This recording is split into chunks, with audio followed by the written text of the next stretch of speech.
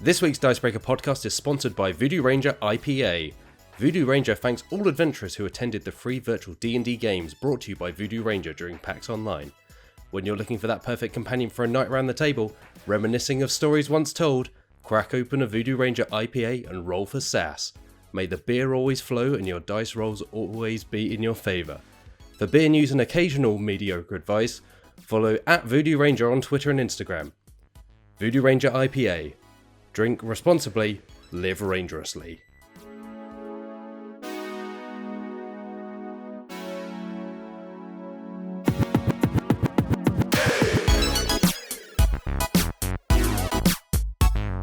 Hello and welcome back to the Dicebreaker podcast. This is episode 26, the middle, in-between number between the exciting 25 and the notable 27.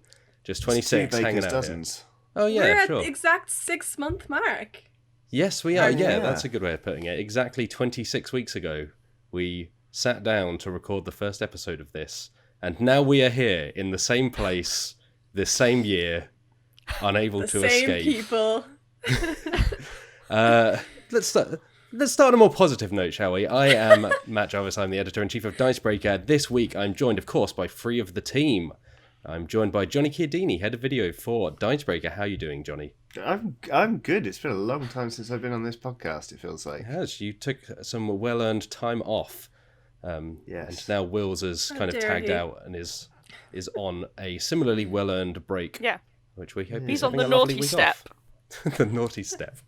For a week. Having an absolute blast. Playing a lot of Hades from the messages he sends me. We are, of course, joined also by Alex Lolies. How are you doing, Lolies? Hi, I'm good. 6 months, 6 months. I don't know. Let's try. 6 months in a movie. Stay positive. 6 months on a movie. It's fine. Don't worry about it. Someone out there will get it. Finally, we have Alex Meehan. How are you this week, Meehan? I'm okay, yeah. I not managed to eat all my breakfast, which just made me sad because it's just sat there like oozing. Yep, you must now Oozing. stare at it for the duration of the podcast because it's Yeah. bad for audio.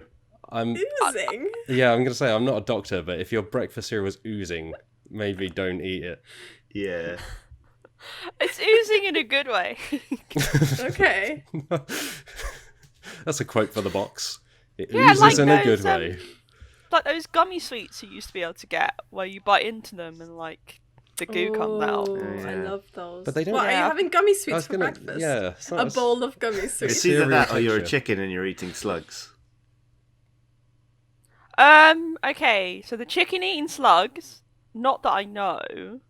Okay. The sweets, I would do that because you know when you're a kid and you have those dreams of like when I'm an adult I can eat whatever I like and no Yeah. one can tell me otherwise. And then when you become an adult, you're like, actually, I don't really want to eat sweets for breakfast. Yeah. Mhm. That's what I'm doing. Okay. There you go. Good. Fantastic. Thrilling. Let's move on to some board games and tabletop RPGs, which may or may sounds not nice. be oozing. As ever, we start this week by asking what everyone has played. Let's start this week. Let's dive straight in the middle. Alex Lolies, what have you been playing this week? I've played nothing at all. Nothing at all. Nothing at all. Nothing at all. It's another Simpsons reference. Well, no, I was singing and then Matt turned it into a Simpsons reference. So you can blame number Matt 8. on that one. All over again. Yeah, do you remember that reference? Throwback! Yeah. Because that was from episode 8. Was it viewers, really? If you Oh my remember, God. and listeners. Yeah, because that's why I would have done that, right? That Feels Yeah. like yesterday. It does. No, it's a bit of a lie. I've played the Star Realms app like non-stop. Just any spare minute I have, I'm on the Star Realms app playing some Star Realms. I'm in a losing streak at the moment. I went from having some good winning times to just losing every single game. And I'm like, that's part of the reason why I keep playing, because I'm like, okay, one more game. I can win this one. Yeah. It's a problem. But it's fine. I can tell you what I'm planning to play though. Wingspan. Yes. Very soon, aka today, as we record this. I know, what a coincidence. And also, I've been reading over the rules for Seven Wonders for no particular reason, and it's really made me want to play that because I haven't played that in a couple of years. And I've realized, you know what?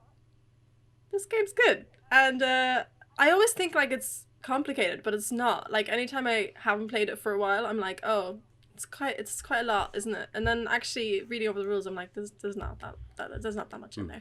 So yeah, I'm gonna play that soon, maybe over this weekend. Okay. Is that the second edition? Whatever edition it was that came out this year, I think it's the second edition. I guess so, because it's the one that we received in the office recently. Yeah, I mean, I don't know. Do you know if like any gameplay things have changed? I can't remember if it's just visual kind of upgrades. Not that I can tell from. I mean, I've read literally through the whole rules, and it seems the same, but I haven't played it in a couple of years, and I don't know if I ever read the rules before. I think I was taught it by somebody else, so. But I don't think so. It doesn't sound like anything's changed. Yeah, I mean, there's not a lot to change in that game, right? It's kind of just it's a card drafting game. You take your card, it does the thing it does. Yeah. I think it might just be design. It does look pretty fresh in terms of design, and that's fresh with a PH. That wasn't obvious. Wow. But yeah, that's pretty much what I've got on the cards. Yeah, good times. There's an expansion coming out for that very soon, right? Is there? Seven Wonders. I believe we did a news story on it. It feels like eons ago, so I've pretty much forgotten everything about it. But Matt Jarvis seems to have a mind like a library, so... I believe, I can't remember, there was an expansion that was long in the works. I don't know if that's now out. I know that they're updating a couple of the expansions to the new visual style to match the second edition. So I don't know whether it's something that's already out that's being upgraded or something that is coming out. Because I feel like at some point, it may have been Armada, one that added ships. Was it the Senate one? Oh, was it yeah. the one about the Senate? You might be right. I swear... My brain is racking to try and remember this. You're probably right. Let's say that you're right. We'll edit this bit where we question ourselves out and just have nothing but pure confidence. Yeah, no, warts and all. Hey, we won't. We want to provide an honest look. As the person editing this, we definitely won't. No, me too. We want to provide a peek behind the curtain of what the life of a Dicebreaker member is. This confusion. It's just pure confusion. 100%. Pure confusion. This story from Dicebreaker.com on the 10th of March by Alex Meehan says that Seven Wonders Duels next expansion is Agora. Seven Wonders Duels. Seven Wonders Duel. One. Excellent two-player choice. Yes. I have to say it's quite different from the original, but it's also very the same. I really, really, really like Seven Wonders Duel. Yeah, me too. And as a mark of the times, that story's from the 10th of March, and it says at the bottom of this story, it's due to be released at Essenspiel, scheduled to take place from October 22nd to 25th. Which, of course... That was like tremendous. The week of before we stopped existing. Yeah, mid-March was when it all kind of hit here in the UK. So, yes, but I would guess it will still be out around the same time, but who knows when it will actually find its way into the hands of people, given that everything's kind of blown up. I mean, I've not heard anything more about it, but it might just be the fact that they don't have much more to say, and they're just going to whip it out. Oh. Indeed. Anyway, if that's everything you've been playing, Lolies, which actually, given that you started off saying not a lot... not been playing. Let's move on to Johnny. What have you been playing? So I've been playing an exciting game of which of my board games am I going to keep and which am I going to get rid of, because I'm moving house soon. Hence it's always chaotic behind me, but it's especially chaotic right now because moving house. But so I've got rid of some classics and it felt really good. It's like, Pandemic, don't need you anymore. I just don't. So that was nice. But in terms of actually sitting down and playing stuff, I've been playing Detective, a modern crime board game, Season 1 for the review, which when this goes out, the review won't have been published yet, but it's coming this weekend. And it's interesting because I loved Detective, a modern crime board game, the base game. I thought it was absolutely brilliant. I like the way the cases all tied together, etc., etc. The second one, it's only 3 cases, and it streamlines a lot of the things. Like, it takes out a lot of the different tokens. It takes away powers for the individual player, like player characters. And yeah, it's only 3 cases. The first case is a solid banger. It's like the base game. The third case is also pretty decent. The second case is an absolute howler. Like, it's awful. My friend and I sat there wondering out loud how it made it to print. And like, I don't mean to be overly harsh, but it's dog mess. So check out the review for that, because regrettably I cannot be kind about the second case. Like, I can't. Is it like an episode of Midsummer Murder? Yes. It just like really? Oh, is Yes. it really like hokey? It ditches American settings for a British village. Oh my god! It's set in a mansion during a storm. Everyone has a motive.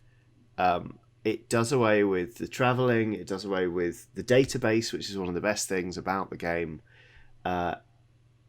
Every card takes the same amount of time to resolve, and the writing is just hokey AF. It takes everything that's good about detective, strips it away, and it's just like chortle. We're doing a British murder mystery. If I was to make a guess, I would think maybe the designers, the publisher, had like really wanted to do something like an Agatha Christie style game, and then they were just like, let's just put it in with Detective Season 1, where it just won't fit with the rest of the game and the theme. Well, it's funny you should say that, because I actually have a book of designer's notes on the game, which was sent with the copy. And yeah, basically, they felt like they were a bit bored of just doing things set in Richmond, Virginia, which is, obviously, where the normal game is set. So they decided, why don't we just sling all this out the window and do a proper British mystery? And the writers went, that sounds amazing. And so they did it.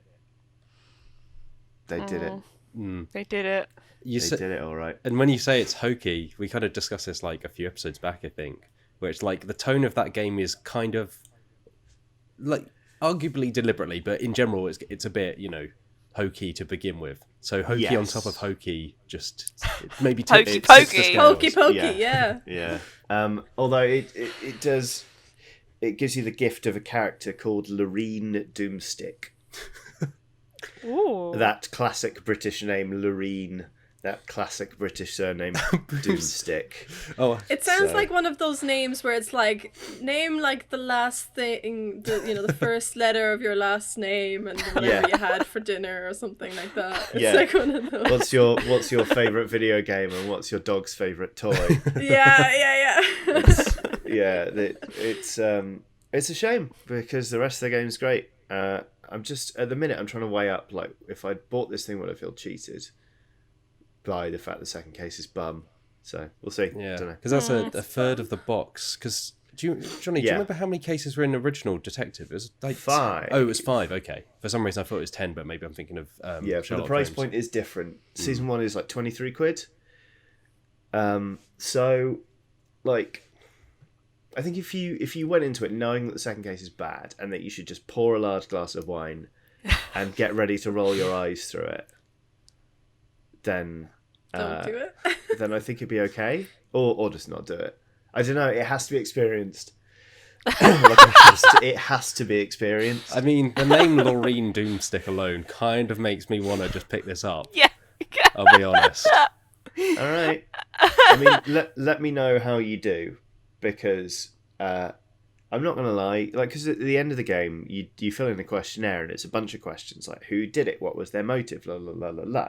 This case, minus spoilers, it's only the one question: who done it?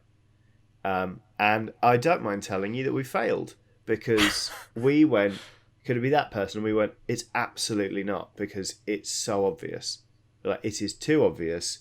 And we concocted a different story. We were like, it was this person, this was their motive, la la la la. We were like, that's it, it's got to be it, it's got to be it. And then we were like, oh no, that's not it.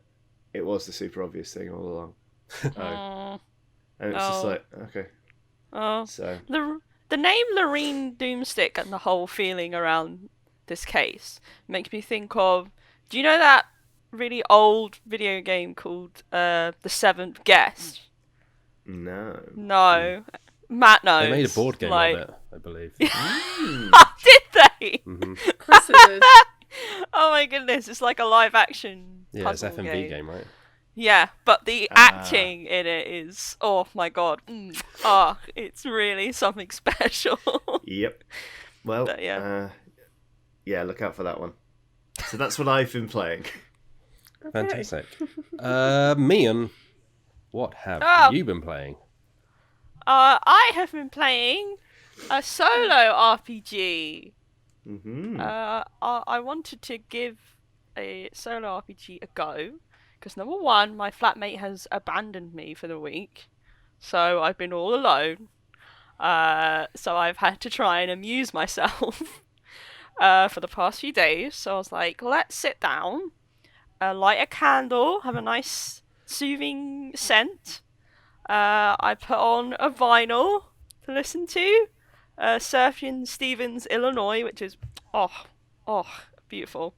And very appropriate thematically, I think, with this solo RPG called No One Dies Alone in Revolution. It is available on the Itch.io? Itch.io, yeah. That's the one. And you can get it for like $5. It's really good fun. I got it in that Justice for Black Lives. Was it a Humble Bundle, like a package?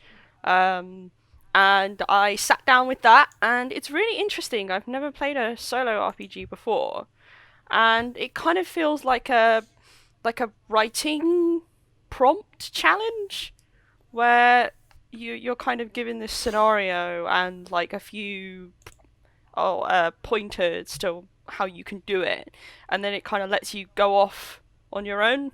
So the kind of premise is that you're writing prayers for these martyrs who have died in service of revolutions. And your prayers are kind of based all around their lives, like how they got involved in the revolution, like what they did, and how they eventually died, and what their legacy kind of leaves for the people afterwards. And you get the prompts by rolling dice and drawing playing cards, and the different kind of suits and numbers relate to different scenarios, throughout their life. And then you're also given the option to use different kind of meters and styles of poetry. I will confess, I'm a really bad poet. I don't know why, I just cannot write poetry to save my life. I used to have a dream of being a fiction writer, and that kind of went down the toilet, because one day I realised maybe I'm not that good at this. And poetry's like worse than that for me. So, yeah, I was a little reticent about playing this and trying to do it, because I'm like, well, I'm going to make something absolutely rubbish. And, I mean, it's not bad. I kind of ignored the meters and the styles, because I just couldn't deal with that. But luckily, the RPG actually says if you don't want to use these elements, you don't have to. I kind of really respect that as someone. Yeah. Yeah, it's quite a common thing in single player RPGs, because they are a lot of them, writing prompts, like journaling ones. And yeah, I think in order to stop players from just getting turned off, they're like, look, you need to make this your own. You need to be comfortable with it, because otherwise, I think, like you say, if you're convinced you're you're Alex Meehan Poe taster, then you're not going to push on writing a bunch of poetry. And I get very nervous when I have to write creatively, but when I played the machine, I was like, I'm just going to crack on and make this my own, and just just grit my teeth and do it. So I think, yeah, it's good that they include those bits where you can just customize it. Yeah, and I think I definitely want to try another one that's more, why can't I remember the word of when you're prose, that's more prose sort of orientated, where you're just writing from from your mind. You're not trying to fit it into kind of rhythm or stuff like that. Because I think I would enjoy that more. But I definitely had a good time, and my candle, I didn't realize how low it was burning, and I was like, oh, I can use this candle to kind of make my paper that I was writing on be all like burnt and stuff. I don't know if you can see this, but I've kind of burnt some of the edges to give it like a kind of ancient feel to it. And then while I was doing that, I didn't realize that the candle, the wax just burst through like the plastic and just ran over my desk. God. And I was like, ah! So I had to stop in the middle of that and run to try and wipe up the wax. And now I've just got wax stains on my desk. So, I would say you need to run a wet tea bag over that paper though. At the minute, it looks like somebody decided to bully you during chemistry by holding your homework up to the Bunsen burner. It's just sort of, for those of you listening rather than viewing the podcast, it's just sort of got chunks bitten out of it, like some form of fiery caterpillar. I would say, yeah, you want to dutty that up a bit. Scrunch it up, unfurl it, rub a wet tea bag over it. Bob's your uncle, Fanny's your aunt. It was kind of a spur of the moment sort of thing. So I think I was really getting into like the mood of it. I was like, oh, this is going to be so artistic. I'm going to do this, and it will make what's probably a really bad poem like seem a lot more like, you know, creative because I burnt the paper. I think I just enjoyed the kind of feeling that you go into. I did it for like an hour or so, and with the combination of the lighting and the music and the writing is quite evocative. I think it was a good experience, so I would recommend No One Dies Alone in the Revolution. And to be honest, a lot of those solo RPGs in that bundle and in general on itch.io are really great. But I guess you don't need me to tell you that when we've got Wheels around. Indeed. He likes that sort of thing. Yes, we have a video on that very topic that was did a do. little while back. But yeah, it's I think it's one of the nice things about solo RPGs is that because it's kind of just for you and yourself, you get that extra level of, well, I can write it in a book and I can write it on a piece of paper and I can kind of go that extra little step, you know, like burning it with a candle or soaking it in tea or whatever it may be, because you're not, I think as a group, it's kind of, you're projecting to other people and so on, like passing around a piece of paper, like people have props in RPGs. But here it's just like, oh, like this allows me to really get into this character, into this kind of mind frame a little bit more. Which, yeah, I've really enjoyed some solo RPGs over the past few months in this whole thing. I would say if you're looking for a prose one, I love Quill, which is a game about writing letters. And it's a bit more structured than some of the kind of more freeform creative exercise RPGs.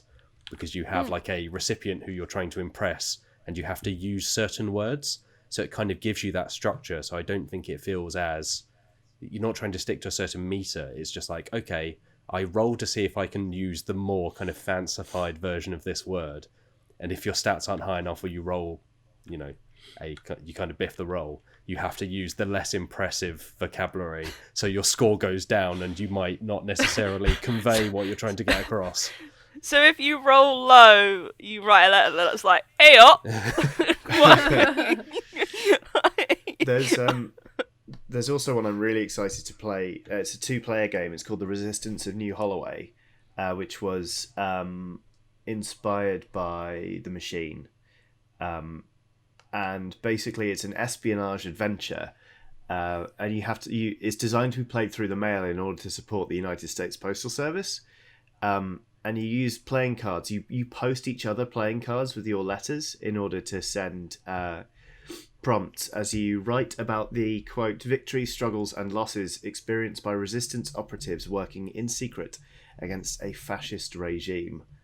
I think it's very, very cool. And I'm trying to find someone that will like someone that will play with me, because it feels like a very intimate thing. So I want to make sure that like, Yeah. I choose someone who is Gets cool it. with that. Yeah. I really want to try some of the erotic ones that are out there, Like just to the give The it a Beast go. is great. The Beast is Yeah, very good. I really want to try that one. It's on the list for me to try. I know that there's quite a few out there for like 2 players, so obviously couples to share like that. I think we were talking about it last week. The one of the creators of Into the Motherland did that collection of erotic RPGs, and I can't remember. Oh yes, I think that's Sharang Biswas, right? Yes, Honey I and think Hot so. Wax, I believe, is the anthology. Yeah, like that. But I think that's for 2 players, and For those of you listening to the audio version, Meehan looked around disconsolately as if to say, "My housemate has abandoned me." yeah, I'll play it with my housemate. To be honest, she would probably love that. So, yeah, there you go. RPGs. Matt Excellent. Jarvis. Hello, it's me. I have actually played a little bit of Wingspan on PC ahead of today's stream. Yesterday, if you're listening to this, which you are, unless you're one of us. And it's really good. So I think it's from Dire Wolf, which also they're on a real roll because they just put out Root. I think literally today, September 24th, they're putting Root out on mobile as well, which I haven't played yet, but I've played it on PC and it's a very good version of that game. And Wingspan on PC is very good. It looks really nice. It's got a really nice UI. It runs kind of very smoothly. It is, I think they really managed to get that sense of, like, it has all the kind of bells and whistles of a digital version. Like, the birds make noises. It has these really lovely visuals. But it doesn't move away from it being a tabletop game because you're still dragging cards around. It's not abstracted into, like, being a full-on video game. And Wingspan is a really, really kind of good game. I've only played a very small bit of it before this, to be honest. And playing through the tutorial and kind of my first full game, I was like, well, actually, this is a really great game. It's pretty straightforward. Like, you play cards or you do certain actions, and when you perform certain actions in one of your free environments into which you're putting these birds, you then activate all of the cards you've played from right to left. So it's like, okay, well, I can lay eggs and put these eggs on the birds, which then lets You can me... lay eggs, Matt Jarvis. Yeah, you can oh make my your birds lay goodness. eggs, and you then spend those later on. But you can do that, and then that will activate all of the cards in that environment. So if you've played, 2 free cards, you can then do each ability as the cube moves along the row. So you build up this kind of almost like a combo engine building system. So it's like, okay, I'm putting down this card now. That's going to give me points, but also it's going to give me this ability going forward. So then, yeah, it's a really, really good game. I'm looking forward to playing it with you all later on. I've played it once, and I won. No, I didn't. Well, I drew, and then there was like a rule to decide who actually won, and then I ended up not winning. But technically, I won. Drew. Yeah, under the court of law, you won. Yeah, it came down to like a stupid rule where I think it was like whoever had the most food left or something. Yeah, so there's like... was like the... Oh, is that the tiebreaker at the end? I think so, yeah. Because some of the objectives are kind of variable in between each round. So it's like, okay, if you have the most birds in this area or you have the most X or Y, I think they can change. But yeah, it's cool. I'm looking forward to playing more of it. It's yeah, an me too. interesting one. I'd like to play Mariposas, which is the new game from Elizabeth Hargrave, but it's really hard to get a hold of, as we've experienced here. It's very hard.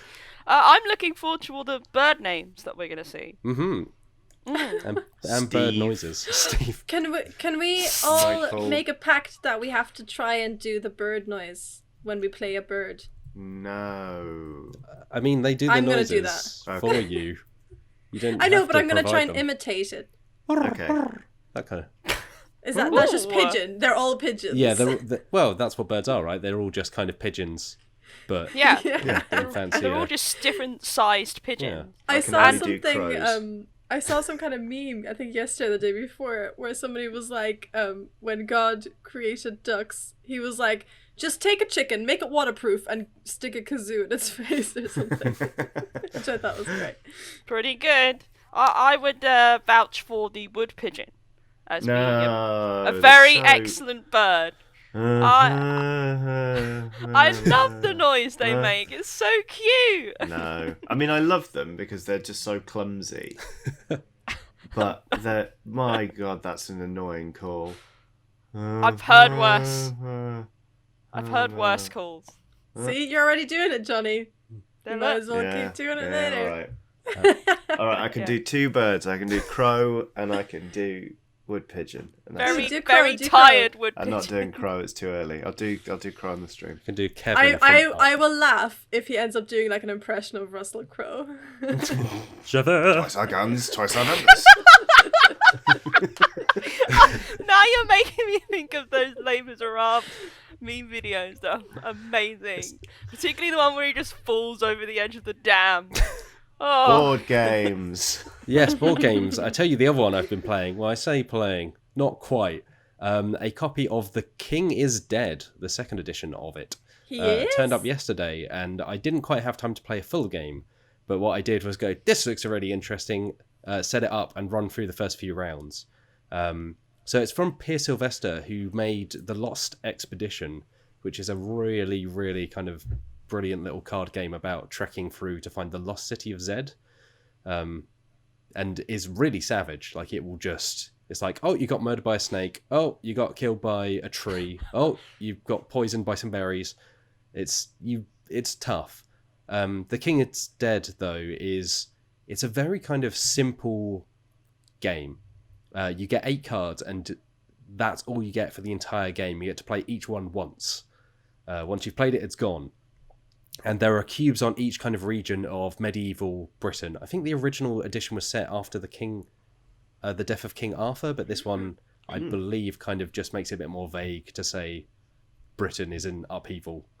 And everyone's trying. It's not like George that V every is day? dead. Well, yeah. But is that like this year? But the cubes represent, to make it even more political, the cubes represent England, Scotland and Wales, who are all kind of clashing over control of Britain. But the thing I really like about it is that it reminds me of Pax Pamir, which is a game I love, in that you are not sided necessarily with one of the factions from the beginning. You start with 2 random cubes, and the cubes are red, yellow or blue, to represent the different factions. And essentially, whichever colour you have most cubes of is the faction you have the most sway with. So you're kind of competing against the other players to have the most sway of a particular faction. And then there are cubes on each region. And your cards are very simple. It's like, move 2 cubes or place 2 cubes from the supply. So it's like, okay, swap these 2 cubes between adjacent regions, or place 2 cubes into an area controlled by Scotland. That kind of thing.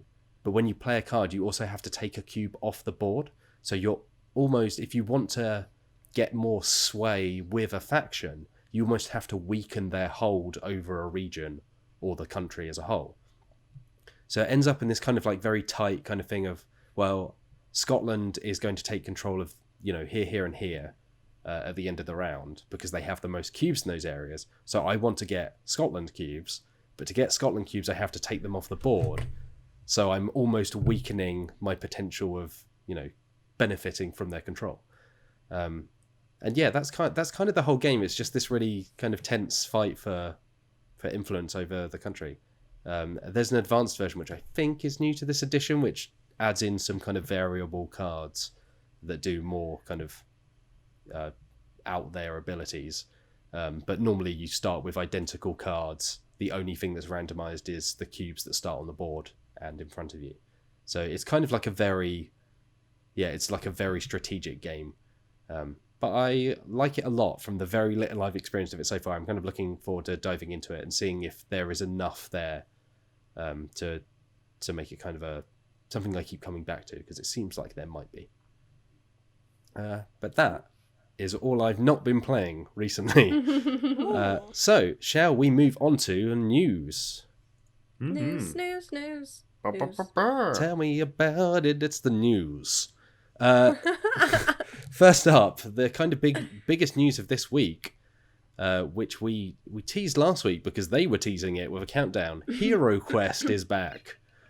Mm-hmm. So they did a week-long countdown, and then Hasbro, which now has reacquired HeroQuest because it kind of fell out of their hands for a few decades in between the game coming out in 1989 and then reappearing now.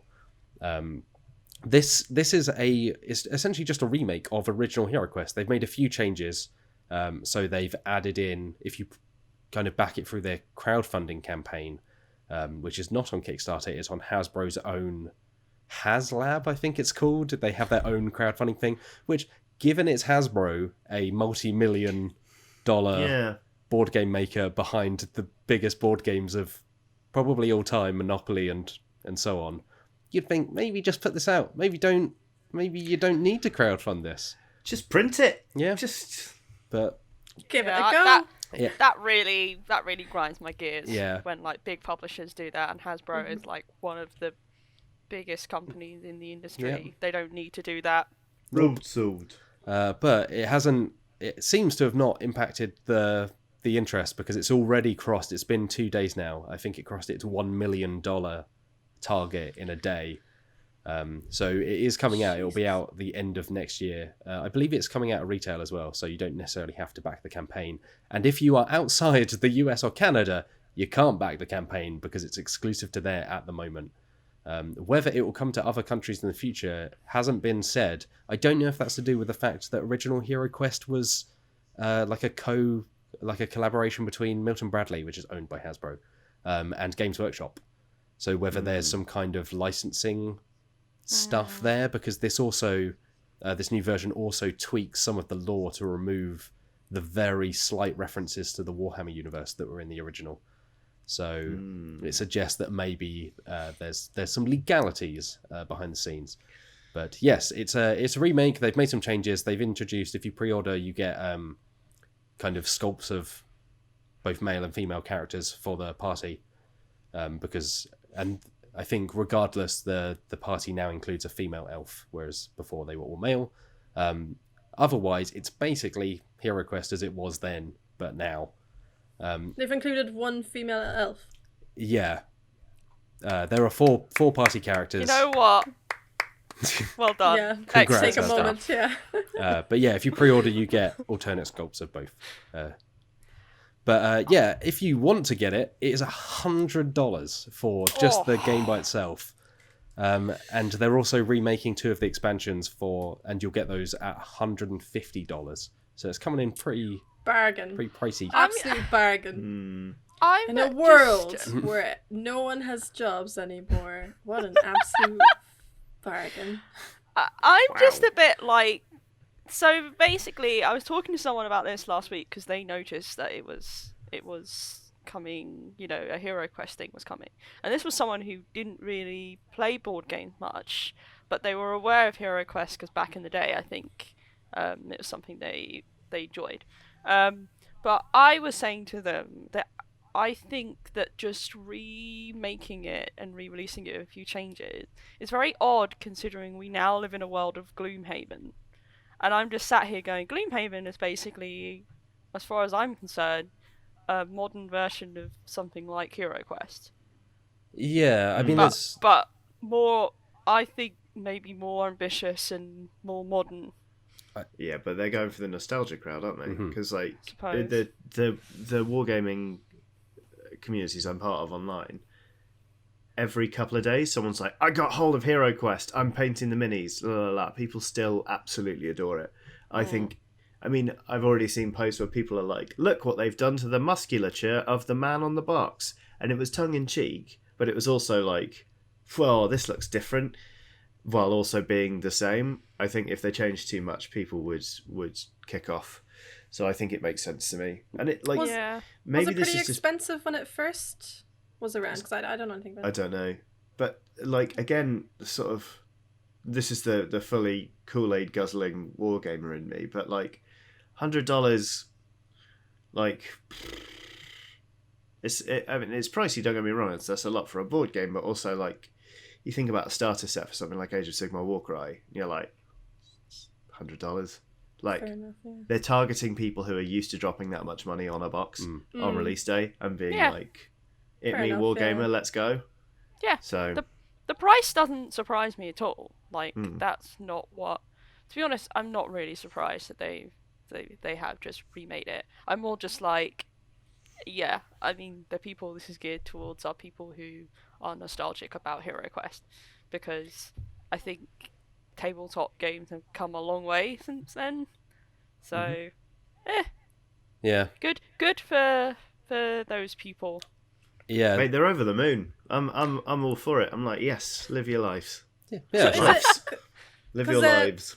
Meehan kind of compared it to Gloomhaven a little bit. Is it anything like Gloomhaven? Is it similar? It's like roll and move. It's very simplified. So there were some people who were getting a bit kind of snooty online about it, where it's like, oh, well, they haven't changed the gameplay, and it's like the gameplay is what it is. You know, it was kind of the first kind of big dungeon crawler game. Yeah. So it's very kind of simplified. Like it was aimed towards kids. You know, there's kids playing it on the box. Like it's a family game, and I think that's why there's that nostalgia for it. Yeah, there's that. It's why there's that nostalgia for it, because a lot of folks who are now, you know, at an age where they can afford kind of like $150 would have played it when they were, you know, growing up. And I think that's why they've just remade it, because I don't think it's really going to find a new audience. What it's going to do is just find the same audience again. So, but I think it from the sounds of it, like none of the gameplay has changed. If you play it having never played it before, but having played like any dungeon crawler since, so Gloomhaven, like Imperial Assault, you know, they all kind of stem from that, but they've all taken it further. So I think it would probably feel quite dated now. But again, that's not, you know, that's not what they're going for. I think if they were going to try and do something like that, they would do like a brand new edition. They do a spin-off. But it is very much we've made this game that you like again. $100, please. You know what? Hasbro wants to get in touch with me for the official non-crap rules of Heroica. There's a Lego board game called Heroica, which is a dungeon crawler. I played it with a friend, and we were like, this is bad, let's rewrite the rules. So now you need a D4, a D20, and the official Lego dice to play it. And it is absolutely hilarious. Like, it is a bad game. It is not well designed, but my God, do we ever love playing it. So there. Just at the back of this, a few extra things to add on this. So, part of the reason that HeroQuest didn't come back for a number of decades is the trademark was actually owned by not Hasbro, but, Greg Stafford, who is the role-playing designer, the late role-playing designer behind RuneQuest and Pendragon.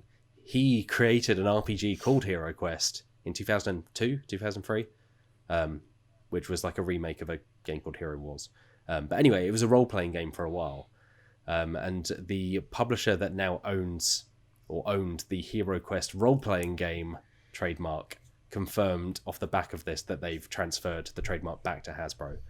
So that will now... What was the HeroQuest RPG, which is completely unrelated to the board game, is now to be known as Quest Worlds. Ooh. So, yeah, another very memorable name. It sounds like a soft play area for 35-year-old men who love real ale. 45-year-old men. The other thing to note quickly on this before we move on is that we discussed a while back the Restoration Games, which is known for bringing back board games from the 80s. So they're doing Return to Dark Tower, they've done Downforce and all sorts. They registered a trademark for HeroQuest Legacies over the summer. And they have confirmed that they are not attached to Hasbro's project in any way. So it's to be seen whether anything actually comes of that trademark, whether they will eventually make what sounds like a more kind of... a game that takes it further and does that kind of like tuning up of gameplay, you know, because that's what Restoration Games does, is it modernizes the gameplay. It actually goes a little bit deeper than just reprinting it.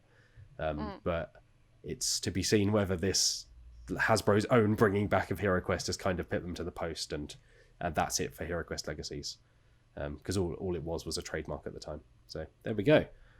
Moving on, this was a little sclusy, as we say in the biz. On Dicebreaker, I'm so sorry. Gloosey goosey. Gloosey goosey. Is it juicy?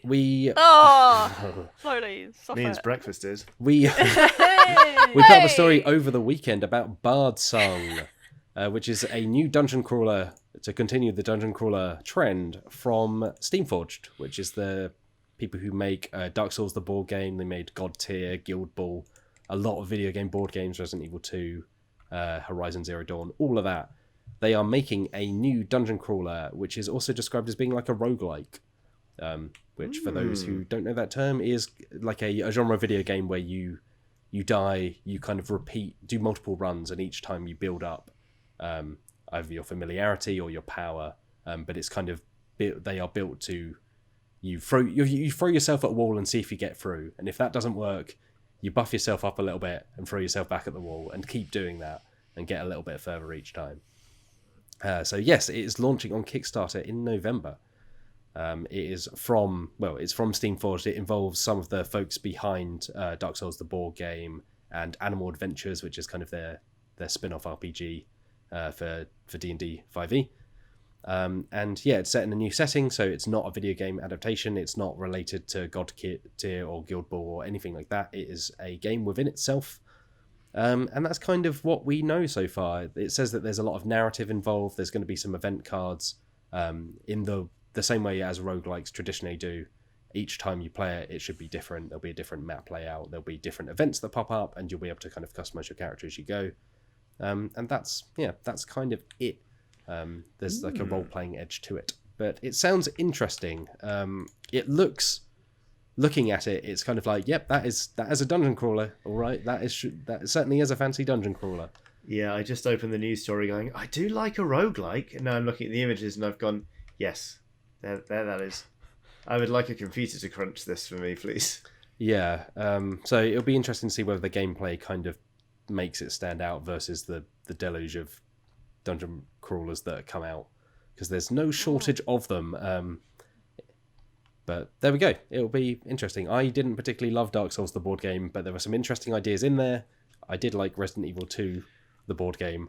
So Steamforged, have some hits, have some misses for me. I'm hoping this will be a hit. Mm-hmm. All right, cool. Well, let's move on to the next one. There is a new D&D 5e setting called the Wagadu Chronicles, which is like an Afro-fantasy setting, and it's tied in with an MMO. It's this really kind of ambitious project from a studio called Twin Drums. So they are launching an online MMO for PC at the same time as they are launching this complete D&D 5e setting, inspired by kind of African mythology and tradition. And yeah, it seems really interesting. It's on Kickstarter now. It is the tabletop RPG section of it kind of builds off of D&D 5e, because obviously that's what powers it at the core. But they replace kind of the classic races of D&D with lineages, which are designed to be more kind of overlapping and nuanced. So there are, for instance, Ironmaster Smiths, Swala Herders, Seafaring Akaki, and there are also elements of magic in the world. So there are cursed moth people and lion blood, the lion blood lineage, which is, as it sounds, half lion, half people. Cool. Oh, yeah. What's kind of Like cursed... Sorry, carry on. No, you go. I was going to say cursed moths just makes me think of Perdido Street Station, which gave me nightmares for 3 days after I finished that book. Oh, gosh. And I do not scare easy. Mothman. Mothra. So many great moths. I'm scared All of the moths you love. Oh, yeah. All the moths you love. Yeah. Yeah. They terrify me. I got attacked by a moth when I was like 15. Like, I was in my room and I actually hid under the covers and the moth kept flying at me on the covers. This is And I was like- not the first time I've heard this story. Yeah. It sounds traumatic. Sorry, I didn't mean to play that down. It's just I suddenly remembered about the time you were attacked by a moth. I really Yeah. like moths. I think they're really cute. No, they terrify me. When there's a moth in the room, I'm like, moth! It's a complete overreaction to something that's so small and something I could definitely squish very easy. But Well, that's what a phobia is like, isn't it? Yeah. It's not a rational fear. Otherwise, they just call it a reaction. I mean, I think being afraid of like a hippo coming to eat you is a very rational fear. Yeah. So like Anyway. that compared to the mob. Well, This what is it called? It's Wagadu Chronicles or Wagadu Chronicles. Sorry, I'm terrible at pronunciation. but it's a setting, right? So yeah, it looks stunning. The artwork is stunning. I know, right? It's And it gorgeous. sounds so interesting. Like I want it. well, I'm all over good this. news to steer this back on course is they're putting out the complete kind of book alongside the MMO in 2022, December 2022, I think. So it's a ways off.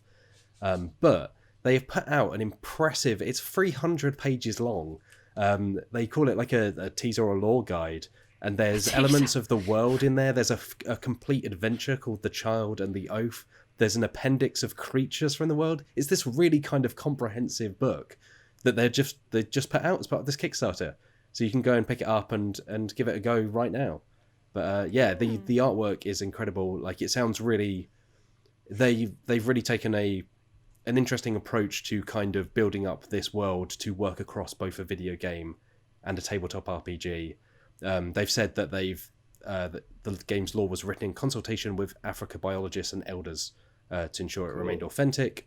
But yeah, it sounds really impressive. It sounds like a huge project, but everything they've put out so far kind of looks great. Like I say, a 300-page book as just a sample of it is quite the way to make a splash off the word go. So yes, there you go. So if you want to go and download that, you can literally.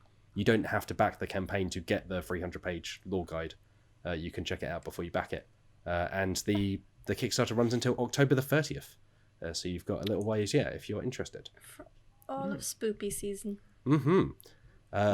Speaking of RPGs, to take a sudden left turn into, let's say, slightly less exciting news, there's a Batman tabletop RPG coming. And it's powered by D&D 5e, or the D20 system. It's from Monolith, who made the Batman Gotham City Chronicles board game a couple of years ago. So its official title is Batman, Gotham City Chronicles, the role-playing game. Which is the most kind of like brand meets format kind of title. And like Gotham City Chronicles, wasn't that a video game as well? Or am I getting confused? No. Oh, that's the Imposters one. Gotham City Imposters, yeah. Okay, yeah. So yeah, this it's confusing. And this is kind of going like big in a different way to Wagadu Chronicles. So this is launching with 5 books, this Batman RPG. So there'll be a core rulebook, and then there will be like a guide to Gotham City. There will be scenario books, campaign books.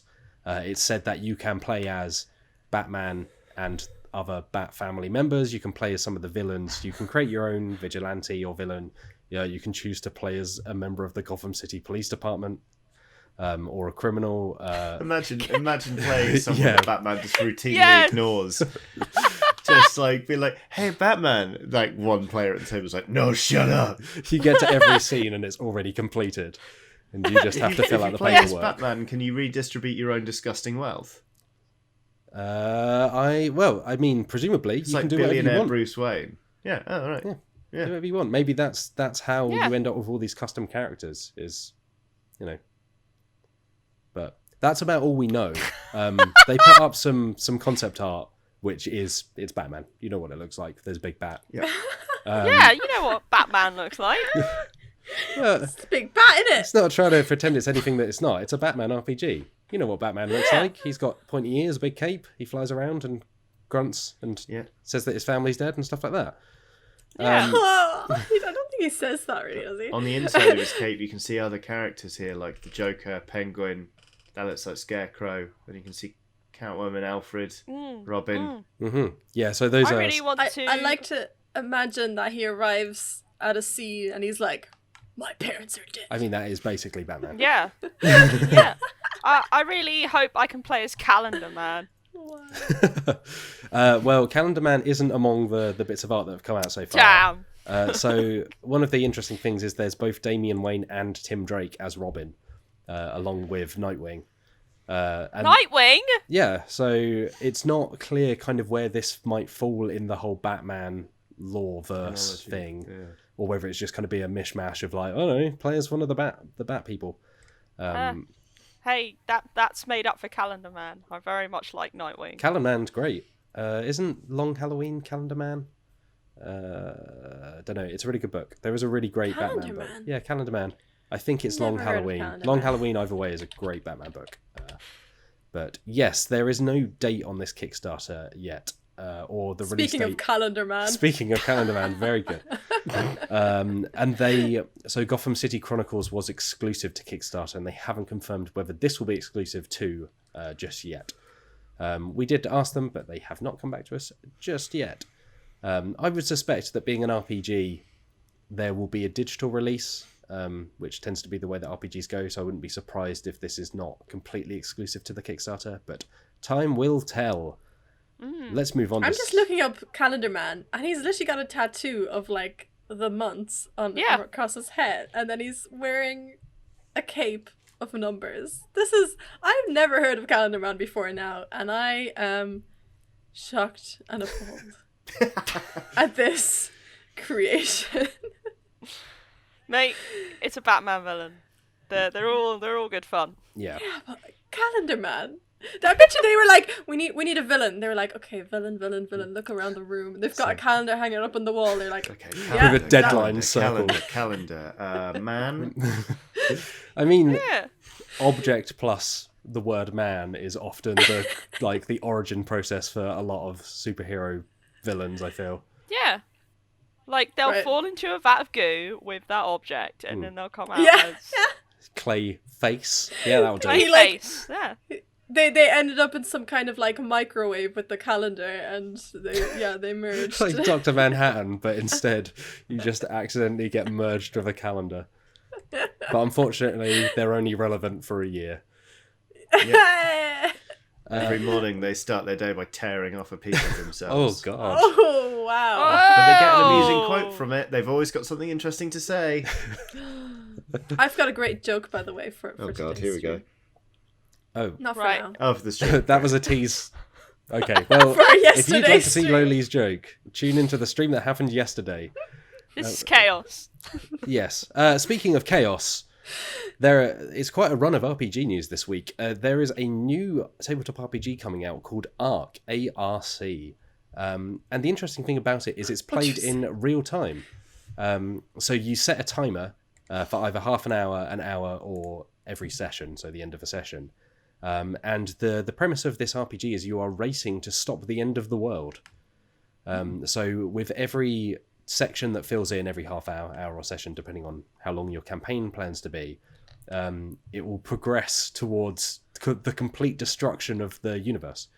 But you can stop it by completing omens with your group, or it may happen, and then you can start a new campaign or kind of session in the ruins of the world you failed to save. Oh my goodness! It sounds really interesting. So it's from Bianca Canosa. It's coming up on Kickstarter before November. There is again similar to the Wagadu Chronicles. There's a teaser kind of available on Bianca's itch.io page, and it will be released next year. But I chatted with Bianca because it sounded really interesting, and they described it as being kind of similar in gameplay to Quest, which is a Dicebreaker favourite. So it's very rules light. You roll a single d6 to resolve various kind of tests or skills, and the skills are kind of the action you're performing and the manner in which you're performing it. So you can do like a physical skill, but you can do it carefully. Like Dishonored. Yes, yeah, similar to the 2d20 system. Is that the Dishonored system? Yeah. Yeah. Oh, the artwork for it is really nice. Yeah. I like it as well. Yeah, I'm really interested in this. Yeah. Also, Matt, I want to just appreciate this line. The end of the world as we roll it is excellent. Very good. Very much like that. Yeah, so the artwork looks brilliant. There are a couple of preview pages from the book itself, and it, again, similar to Quest, it has a very kind of clear, kind of spacious layout. It doesn't feel like they're cramming lots into this book. It's just kind of really showcasing things and making it easy to pick up.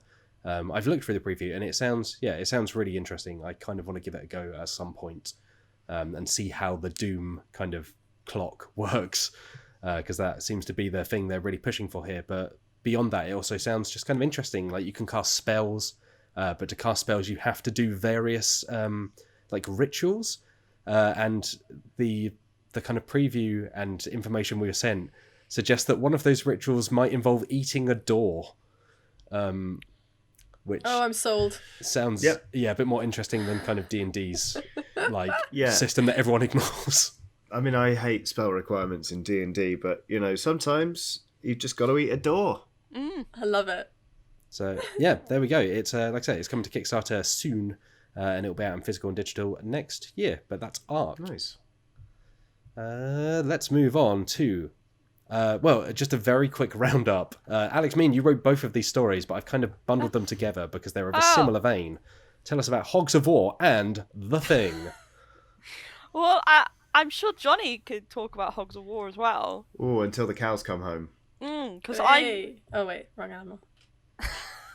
It's based on a video game that I was aware of way back in my youth, but I didn't play it. Mm-hmm. But Johnny has. Yes, it is a 3D turn-based sort of war game. It's like Worms, but in 3D. But you play as pigs from different countries, and all of them are voiced by the late great Rick Mayall. It's amazing. It does mean that now, like, you play it and you listen to the voice lines on, say, the pigs from China, and you think this is from Japan. They're from Japan. Sorry, it's quite problematic. Mm-hmm. But the game itself, like, was amazing when I was younger, and is a long-running joke in my family, because there was one summer where my brother and I really should have been studying for our exams at school, and we were not. Because we kept sneaking downstairs to play Hogs of War, and my dad kept catching us. And like it's I won't go any further into it, but it's the stuff of legend in like our family annals. Like, to the point where I saw it was live. I sent this to my brother, and I was like, he's backed it. He's like, "Will you paint my miniatures? Do you reckon we can get Dad to play?" So, I love that. The game, it's an interesting looking game. Like, I saw it and I was like, this is going to be bad. This is going to be just a weird, bad tie-in to a video game that, like, it's such an odd choice, let's face it. Happy as I am. 20 years ago. I'm really happy this exists, but also, why does it? So that's, it's an interesting thing. But in fairness to it, it looks quite comprehensive. Like, there are all sorts of tiles for, mission. Because it's a 9-mission campaign. There are all sorts of tiles to sort of resolve these missions. And you have a bunch of tiles with which to build your base. Like, the tie-in is tenuous, but the game itself looks like it might actually be solid. And there's a 2-player demo on Tabletop Simulator. So I'm going to have a poke around with it, so I can tell my brother how much to get excited or not, as the case may be. It's from quite a I don't know if inexperience is the word, but the publisher hasn't put out a huge amount of stuff. Stone Sword Games, but the Kickstarter shows that it's going to have multiple game modes, such as even a solo mode is included with like an AI to control the other team, and it's live until October the 15th. So if you want to do that, and you're excited by what Johnny said, then there you go. The other Kickstarter that is out at the moment is for The Thing, the board game, which is another board game based on The Thing, the film, as well as there being a board game based on the short story that The Thing, the film, is also based on. Mm-hmm. It's very welcome to the life of a board game staff writer journalist, where you just have to try and work out all this mess. But it's on Kickstarter right now. It is officially based on the film. It's from a publisher called Pendragon Game Studio. There we go, as mentioned earlier in the podcast, right? No, different. Different Pendragon Yes. RPG. Shut up, Johnny. Yeah. It's fine. It's very confusing. Who they made the game last Friday, which is inspired by Friday the 13th, but not an official Friday the 13th game.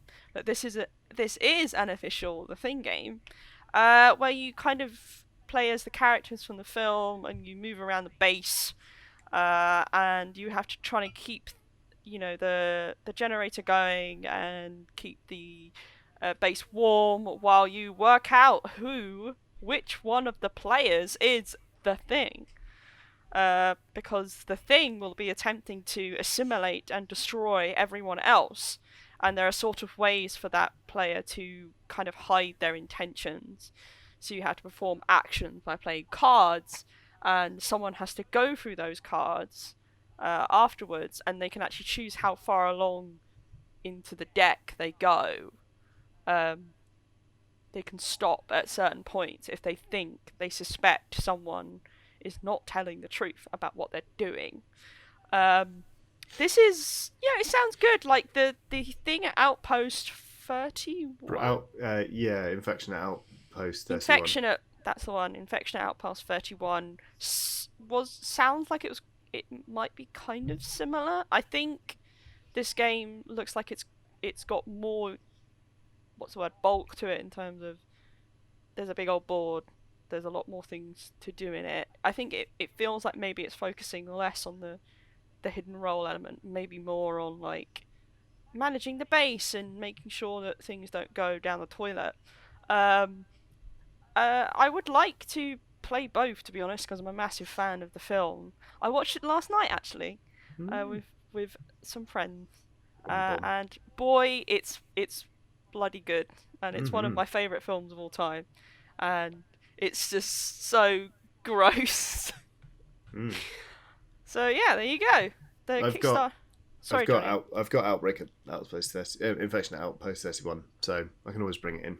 Ooh, when I would love we're that. back to normal. Do you like it?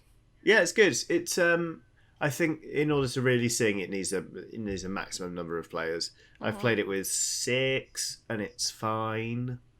I think it's quite hard for the for those who are like masquerading as normal players. I think it's quite hard for them to get ahead. But it's good fun, and thematically is very, very nice. It's got lots of lovely little touches.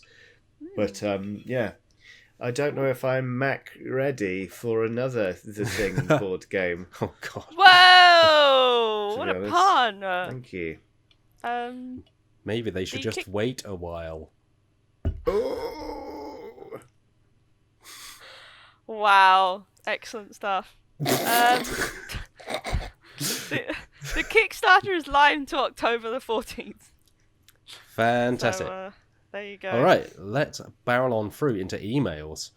Email! Because there's been so much news this week. There's no time to stop for nothing.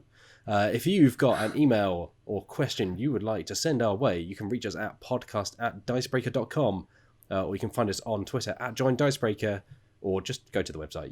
You'll find us about the place. Lolies, this is a callback to something you said on last week's episode, so would you like to read this one from Emily, please? Yes. Emily says, "Hey folks, in episode 25, Lolies told us about a lovely dream she had where Wheels lived in a thatched house boat. And it got me thinking, what house from board games or TTRPGs would you love to live in? Thanks, Emily." That's a great question. I might be misremembering, but I think Everdell they all live in like a big tree, and I'd like the idea of just living inside a big old tree. Just carved out inside with everything growing around you. This is not technically a house, but cottage garden is like super nice because there's loads of sleeping cats everywhere, and you've got your wheelbarrow and you're pushing it around, and it's just a nice garden. It's not really a house, but that's a nice garden. Part of a house. Cottage Garden is one of those games where it's just like, this is nice. It's just very kind of calm to play. Like, with the caveat that I'm not Dr. Lucky myself. The house from Kill Dr. Lucky is very well appointed and very well laid out. In fact, you can just do a full circuit of the place. So that maybe there. I'm really struggling with this question. I've thought of a house. Go on. The Castles of Mad King Ludwig, because you build a house as you play. Or no, between the Castles of Mad King Ludwig. Because, yes, that one. And you have, like, loads of random rooms. Like, I think there's, like, a cat room or something. There's just loads of, like, unnecessary rooms. Like that. So, that's my house. Mm.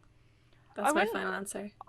I wouldn't want to live there, but I would want to visit the house from Betrayal at House on the Hill. I knew that was coming. Yeah, I'd like to go there as well. Yeah. And in here, the bloody room. Moving on. And here, the graveyard. There's Oh some dear, nice we've rooms. fallen into the basement. Can anyone find the stairs, please? Anybody, the stairs? No? Okay. There's some fancy rooms in that house that aren't covered in blood. Like I'd love to. Sorry, go on. Either that or like a place I would want to live in. I guess this is kind of cheating, but there is like a Lord of the Rings role-playing game, and I just want to live in a hobbit house because they're so comfy and warm, and they've always got food in them. And they've got round doors, which is pleasing, but also seems awkward. Sorry. I was just gonna say, I once went on holiday and stayed in a hobbit house style thing, and it was like, I love Lord of the Rings, like I really like living out in the country, but also I am 6'4", so this is incredibly awkward. And by the end of a few days, it was like, I'm just permanently like in a curve shape now. You're just Gandalfing about the place. Yeah.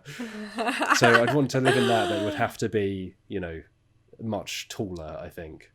Are you 6'4"? I think so. Yeah, I was just thinking. For a while, I thought I was 6'6", but then I have a friend who is actually 6'6", and he's a decent chunk higher than me. So I haven't seen you in ages. Like, Yeah. I knew you were a good whack taller than me, but bloody hell. Yeah, I knew you were a Surprised by long this lad, news. but 6'4" is tall.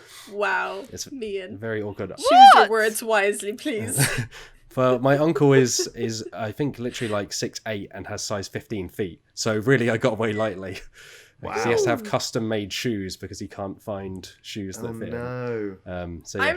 I'm like taller than both my parents, I think, and I think maybe my brother as well. But I like when I hug my mother, I can rest my chin on the top of her head. Yeah. Like I probably have to put my head down a little bit actually to rest it. Yeah. I'll also say on the house thing, there is a game called Dream House, which I like very much, but it's just like a very kind of like, this is a nice house. You're just adding rooms and going like, yeah, it would be nice to have, a conservatory. This house. It would be nice to have another bedroom. But I quite like that game. It's cool. Johnny, would you like to take this next one from Katie, please? Absolutely. Katie says, "Hi guys, I've seen that the new D&D book is dividing people on whether it's too hard on players in the early levels. Sidebar, yeah, I looked through the bestiary of Icewind Dale and everything in there is hardcore. Anyway, have you got any fun tales of when things went horribly wrong when you were first playing an RPG? I was the DM in our first 5e Lost Mine module, and I killed all my players in the Goblin Cave at level 1. Oops, Ooh. Katie." I remember that Goblin Cave, and it does have a lot of traps in it. So, don't be too hard on yourself, Katie. Do I have any stories of things going horribly wrong? Yes. My first ever role-playing session. I was dropping into a Deadlands session with a friend who was also trying role-playing for the very first time. And my friend took charge of one of the NPCs.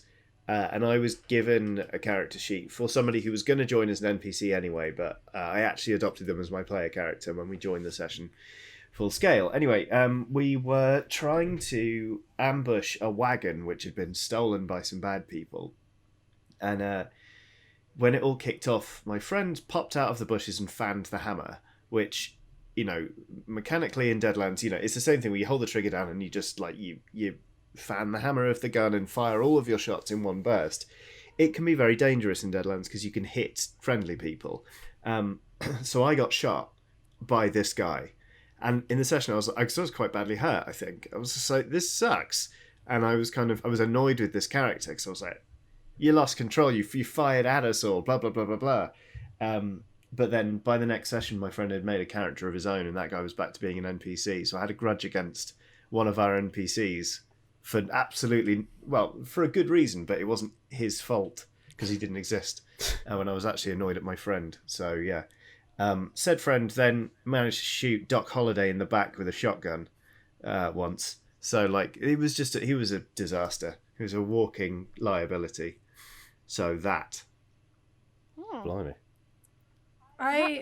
This was one of my first RPG sessions, I think. It was definitely in the early days of me playing D&D, and I had made a tiefling wizard who was very murderous, and we were, I can't remember what the story was. We were staying in a tavern, and what did we had to like go somewhere, I don't know.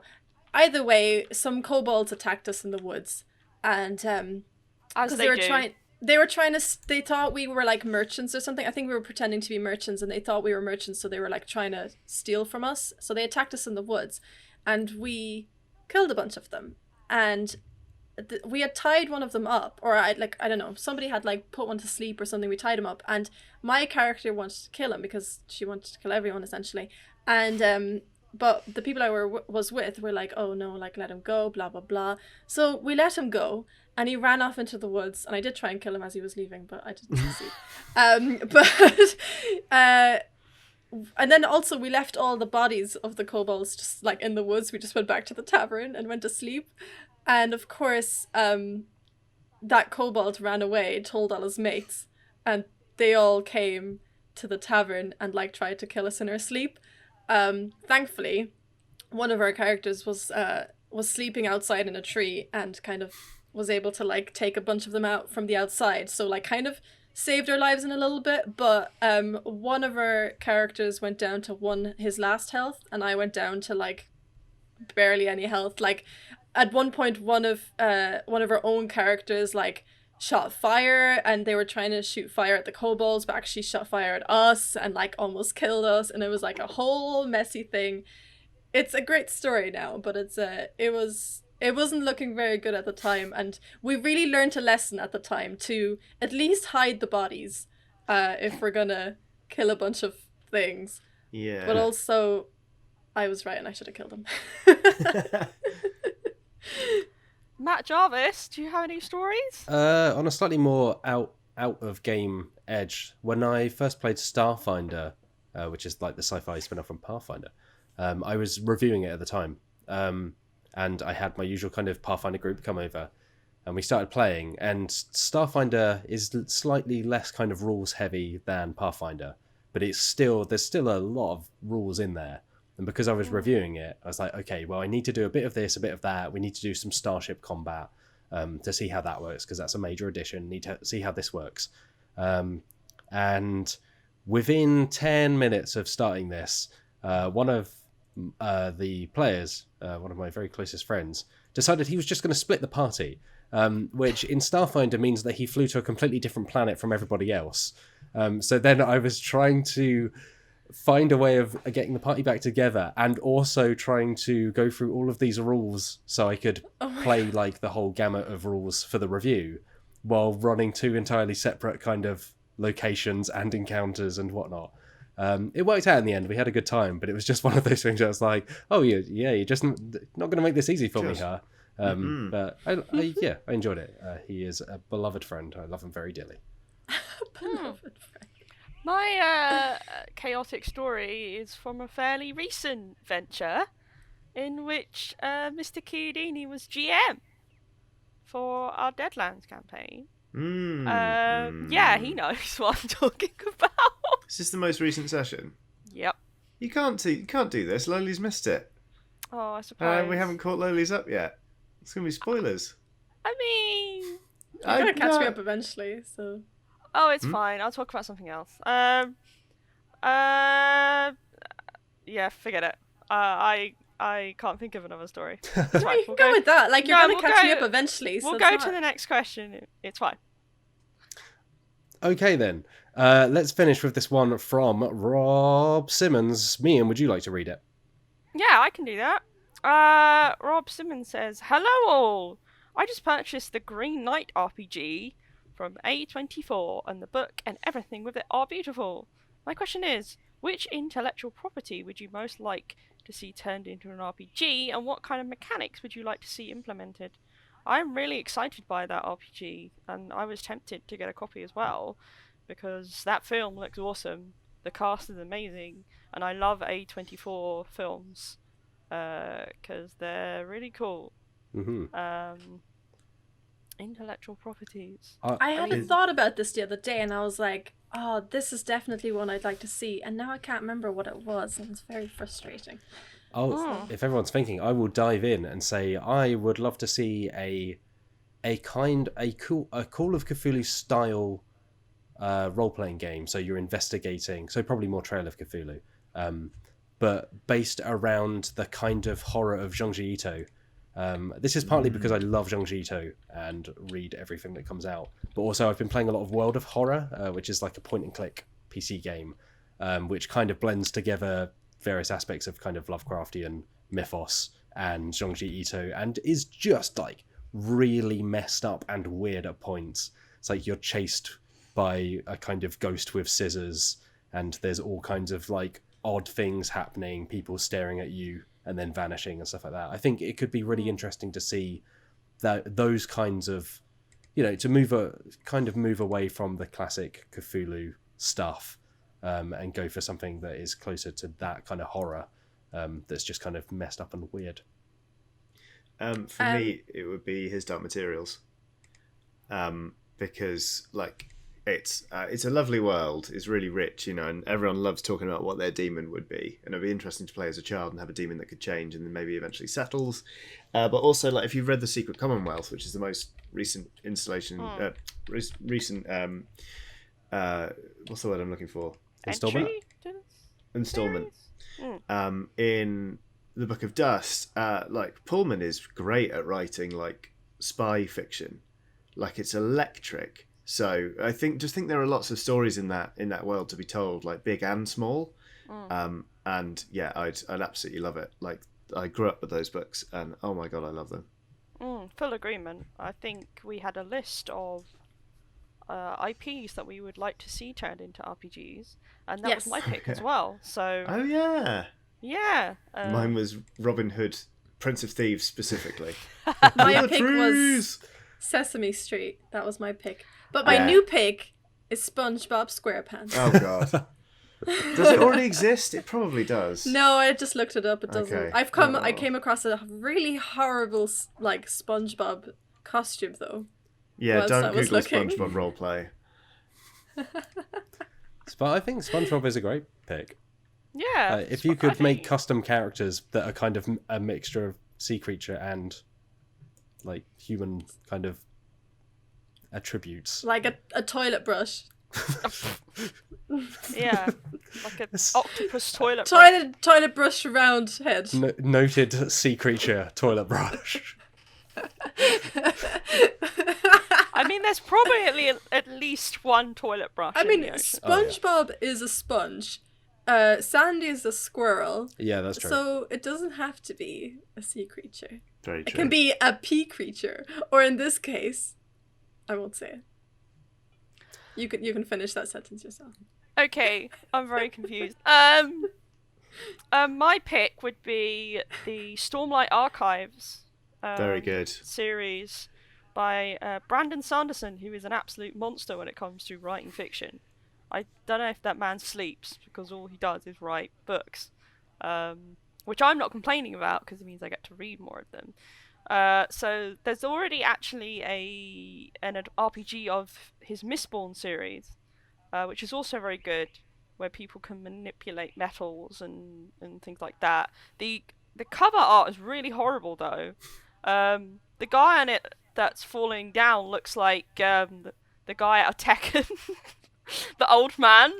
It's really horrible. But I would like a Stormlight Archives RPG, because the world building in that series is amazing, and obviously you could choose to be I'm trying to remember what they're called. The people who have Night Revenants. Knights Radiant. Radiant, that's it. That's the one. Where so people have kind of different abilities, different powers, and they range like very vastly. So like someone can fly, another person can change their appearance or manipulate like how things look and make illusions.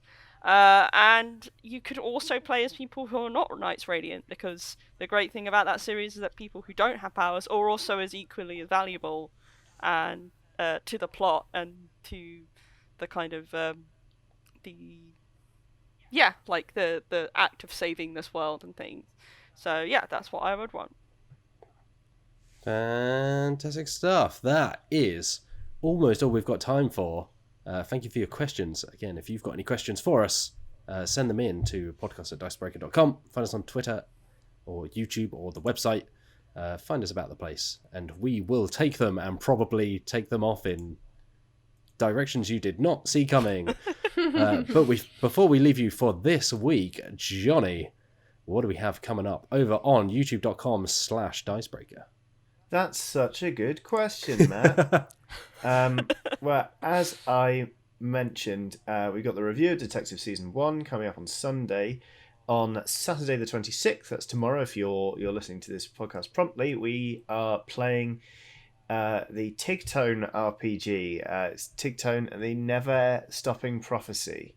That's right, yes. Which is a one-shot run by yourself, Matt Jarvis. It is suitably chaotic. So if you're into a quick bit of D&D, so it's D&D module, then you can get your chops around that. And then next week we'll be back with all the usual stuff like a painting stream and this very podcast. Mm-hmm. So lots of things to look forward to. Just keep your eyes on youtube.com/Dicebreaker.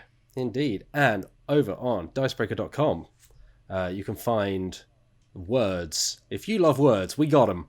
Of course, there's the usual daily news. We had this week an interview with the creators of Lancer, the kind of mech RPG, which I'm very excited to play. I've read through that rulebook a few times now and just get very excited every time I do. But they have a really interesting chat with Luke, who did the interview, about kind of moving away from D&D, kind of having an optimistic outlook even for a sci-fi universe rather than dystopian, which right now, let's say, could maybe do with a little positivity, even if it's 13,000 years in the future. We had an article go up where, excuse me, I'm so sorry, I've forgotten the writer's name. But anyway, we played Pandemic with an expert in diseases, and they kind of compared how Pandemic, the board game, matches up to real life, and whether we can kind of learn anything about our current age, the year of 2020, from Pandemic, the board game. It's an interesting read. I think no one's expecting Pandemic, the board game to be, completely accurate to real life. But I found it interesting to see which bits matched up and which bits were maybe more gamified.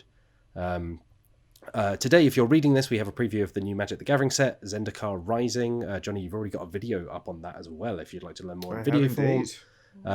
There was a review of Adventure Mart that went up this week from Matt Frower, which sounds like a kind of cutesy little card game with some interesting bits.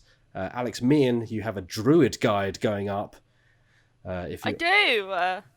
If you want to make a Druid, maybe like Tim the Goblin, then you could use my guide. It is very good. Indeed. But that is surely not all. There'll be much more coming in the next week or so. But until then, this has been the Dicebreaker podcast. I've been Matt Jarvis. Thank you, Johnny Chiodini. You're welcome. Thank you, Alex Lolies. Thanks so much for having me. Thanks, Alex Meehan. Thank you. And thank you all for listening. We will catch you next week. Until then, have a lovely day. Bye.